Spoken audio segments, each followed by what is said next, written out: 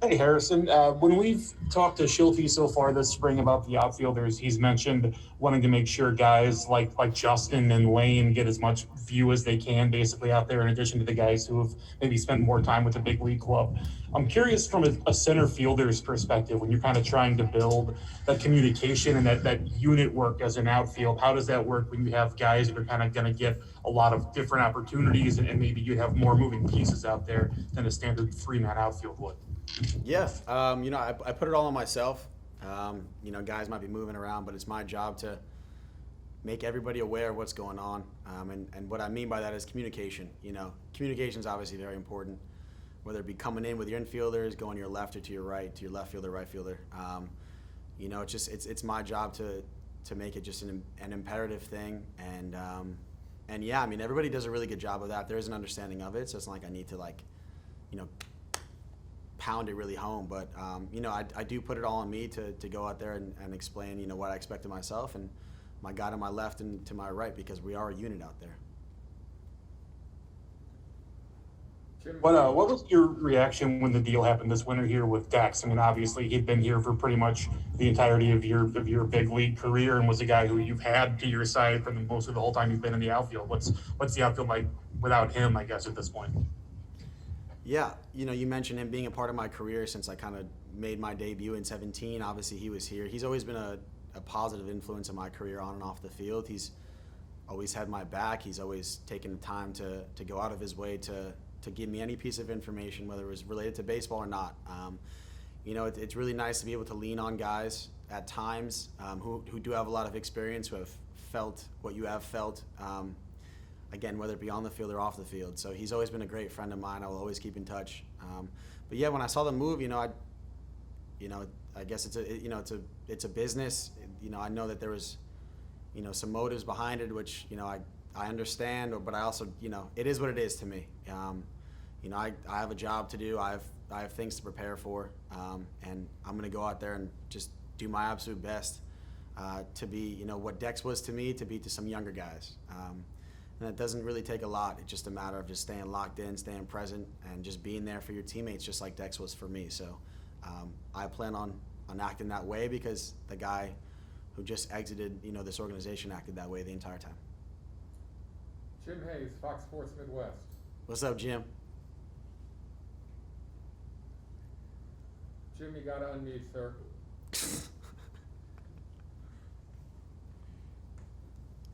Hi, Harrison. Sorry about that. I'm an old guy with technology. It's all good. Nice to see you. We all know you're a confident guy, but in terms of the organization saying the younger guys we have in the outfield, we like those guys. We think they'll produce for us. We want to see what they can do. What does that do for the younger guys and for you, knowing that the organization believes in you and didn't make any moves to add a piece here or there? They want to see what you guys can do. Yeah, it's good. It's good to see you too, Jim. Yeah, I mean, it means a lot. I mean, Matt Wieters, he had a really good quote. It's always stuck with me. And he's always said, does confidence get you hits or do hits get you confidence? And when I think about that, in my opinion, it comes from within. And, it comes from how you wake up in the morning, how you go to sleep, how you go and prepare, how you get ready to go out there and compete.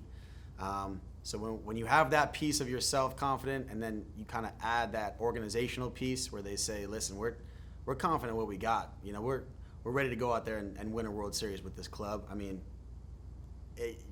I can't imagine feeling any better. So, with that said, it gives a lot of people confidence, gives me confidence.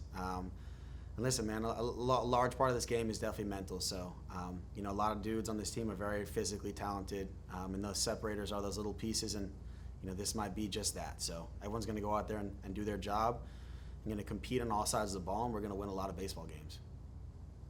Thank you, and sorry for the delay with the mute button. It's all good, Jim. Benjamin Hoffman, St. Louis Post-Dispatch. Hey, Harrison. Kind of a random topic, but I wanted to get your thoughts on Ken Griffey Jr. and his legacy as a defensive center fielder. Since you're the Cardinals center fielder who plays well defensively, I thought you'd be a good guy to ask about Ken Griffey's legacy. Yeah, so the word legacy means a lot because,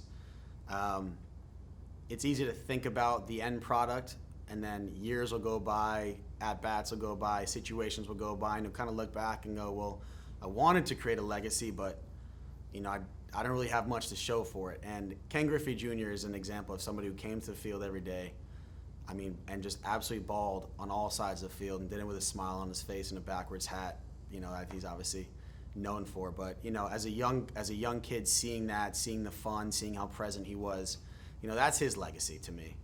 Obviously, he has so much more that he's done for the game. But in terms of just going out there and being the absolute best athlete, being the best baseball player you could be, doing it with a smile, doing it free flowing, that's just as great of a legacy as you could be. Because at the end of the day, it really is a kid's game. There are grown men playing baseball like little leaguers are still playing baseball. So it's the same exact game. And I think, for me, my biggest takeaway is just going out there and realizing that every situation is its own situation. When you're on defense, you go out there and play defense, make a play for your pitcher. When you're on offense, you go out there and do what you got to do in that situation. And, when you think about it that way and you slow everything down, you can kind of get some separation and you can kind of breathe a little bit more and relax. And, we had one guy win a Gold Glove this past season, Tyler O'Neill. That's awesome.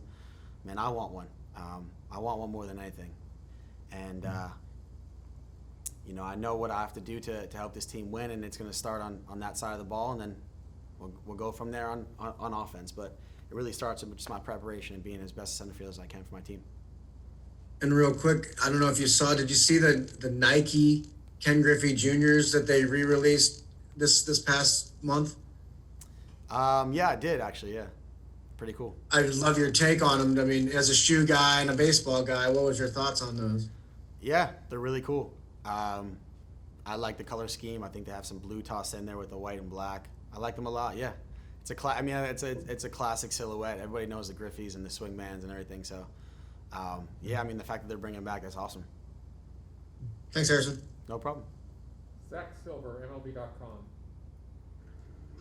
Harrison, you mentioned the fact that you really want a Gold Glove, and I'm curious what your kind of ceiling you think is for the three of you in the outfield. Tyler's already won one, and Dylan seemed to be taking over in right. What do you think that you guys can do defensively as an outfield unit? Yeah, man, I think we could be really, really successful. And the Gold Glove thing, it's more of just like a standard, It's a standard of how you go about your craft in the outfield. It's a standard of how you go about your preparation. It's a standard of how you go about everything in the middle. This game there's no secret to success. A lot of it is repetition. So going out there, keeping a really good routine, on defense. That Gold Glove standard, that Platinum standard, guys, Arenado's won a bunch. Yachty's obviously won a bunch. It's more about the standard of what it means to go about there and go about your business of your craft. And, that's a standard I'm shooting for. And I know that, this defense is capable of winning a bunch. So when you kind of pair all three of our ability, we're all on the same page. We're out here working on the little things, little separators, the communication, the one guy moving in, one guy has his back, moving as a unit out there, getting in the habit of working between pitches with each other, voicing, if the wind's picking up, just little separators that ultimately could turn out to be the difference of a ball game or two. So, those are the things we're really just taking a big focus on, and I can't wait to see it all play out, man. We're kind of just getting ready to go out there and just, again, win as many games as possible. How have you guys pushed each other? What have you guys been doing in your downtime? The little side conversations. What is the relationship among the three of you guys been like so far this camp? Yeah, it's been great. We have a group chat. We don't have a Cardinals outfielder specific group chat yet, though, so maybe that might be in the works. But no, again, it's just this organization. I've been a part of it now. This is my fifth, going on my fifth season in the big leagues. But even before that, a couple seasons beneath it, in the lower levels, there's just a standard roll into the stadium every day. There's just an energy walking through the doors, an expectation that everybody just feels, when you're approaching your locker room. It's just the truth. It is what it is. It's just you can't fake it. You can't pretend it's there or pretend it's not there. It just is. And the level of focus this group has, specifically the outfielders, but just everywhere. It's just awesome, and coming to work every day is just awesome. So, we got we just got to get our legs under us. We're going to keep doing our reps, but before we know, we're preparing for game one, and we'll be right where we need to be. Thank you. Jesse Rogers, ESPN. Hey, Harris, I'm curious, were you surprised when the team traded for Nolan, and or is it possibly because you've seen the Goldschmidt trade that this isn't a surprise to you? And also, just what does it mean to have a guy like that here? I mean, it's got to feel like, okay, it's October or bust for us. Yeah, no, I mean, I definitely wasn't surprised, and I think that's because obviously we have a great front office, in my opinion, and St. Louis expects playoffs. They expect championships, especially out of their baseball club, and they should. And our front office, our owners reflect that. And whether we had one piece here, one piece there. At the end of the day, the goal is always to go out there and put the best club on the field to be able to go out there and win. And adding a guy like Arenado, I mean, I've seen him play from afar. I mean, dude's a baller. So, it just means a lot to me. Everybody's excited because the front office, they did a great job. Obviously, Mo did a great job. And I'm just excited to go up there and just soak up the energy, man, and just go out there and just compete with that dude. Because, you mentioned Goldie. That was a big piece a couple of years ago. He's probably the best teammate I've ever had. And now you got Arenado, another gamer. So, we all just want to compete. We all want to win. And St. Louis is a great place to do it in. So, I'm excited and just going to go out there, put our heads down, and take care of business.